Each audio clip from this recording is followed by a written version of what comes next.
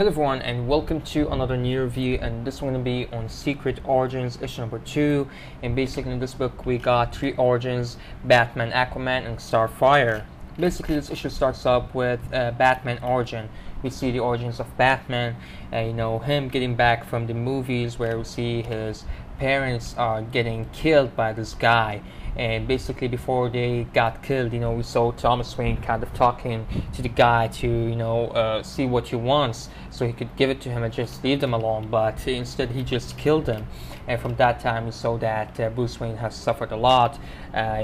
He went to the funeral, it was so harsh on him, and later on we see that he wanted to do something about it, so he started to go to different places taking different trainings. And this is the most interesting part in this book. We saw the guy from Batman Eternal. We saw him with the monkey. He was training him on electronic stuff. So I think that was a pretty brilliant part to put something that we saw in Batman Eternal already in this Origins, which I think it was really good.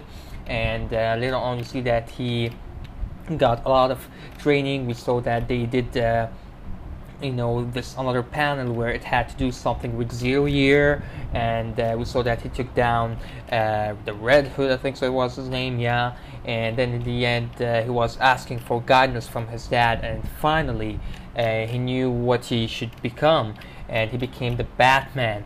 And that was pretty much, and it was a good one. The next origins was on Aquaman, and basically we see that his father, kind of drowning, until we see that the Queen of Atlantis, she kind of saved him, and from there they started the family. And of course she left him because she had duties to take care of. And we see that Arthur, aka Aquaman, he started to have these abilities, and that's where his father was like, we gotta do something about him. So he turned to Dr. Stefan Shin, and he just wanted to give his son Arthur the best education. He wanted to give it to leave him as a human. He don't want him to be this whole big unnormal kid. So he just took him to college, to high school. Actually, he only took him to high school, he didn't go to college. But later on we see that Dr. Shin kind of got this lady right here who wanted to study the Atlantean, which he meant by Aquaman or Arthur. And of course his dad didn't like the idea, and he kind of just left.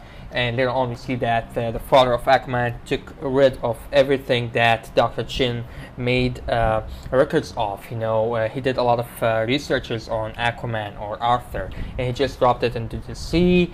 And later on we see that Aquaman was on a trip with his friends, and his friend already kind of knew about his powers, and he was like, what, you gotta just go and help these people, because this plane fell down into the ocean. And he told him, just go, Arthur, you have the ability, so just save them. And of course after he did that, everyone started to know who was he, and they started to look for him. And later on we see that there is this guy who came after his father, and he was hired by Dr. Chin. And basically we got him getting a DNA, and he was trying to stop him to not go there, until Arthur just comes by and he just smashed him out of the window. And that's where he got just pissed off, and he just took down these vigilantes and the head of the team of the gangsters. And basically he went to take the head, and he kind of killed him, but he killed the wrong man. And that's where Black Manta appeared, and that's where Black Manta was created. And he just wanted to take revenge on Arthur for what he did. And in the end we see that Aquaman or Arthur met with this guy who's Volko, his advisor, the advisor of the Queen. And later on we see that he became the king of the ocean.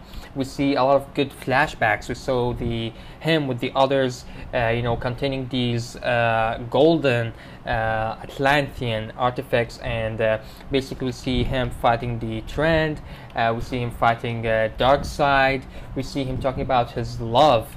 And in the end, they showed us this great panel where he was swimming with these fishes. So basically next we got the origins of Starfire, or she goes by the name Corey Corinne Dare. Hopefully I pronounced her name right, but basically I'm just gonna be calling her Corey for now, since her name is really hard to pronounce. So basically we saw that her planet got invaded by these aliens, and they kind of took control over her, and they kind of took control over her sister, and that's where her sister became the queen, and she kind of asked for Corey to be out of the country, out of the planet. She didn't want her anymore, and basically we see that she became a slave outside, and she just started to see these powers growing in her, and in the end we saw that there's this guy who started to experiment on her, and I gave her that drug that made her an addict to it, and in the end even we saw some other stuff that there's this guy who has been helping her friend, and basically they were all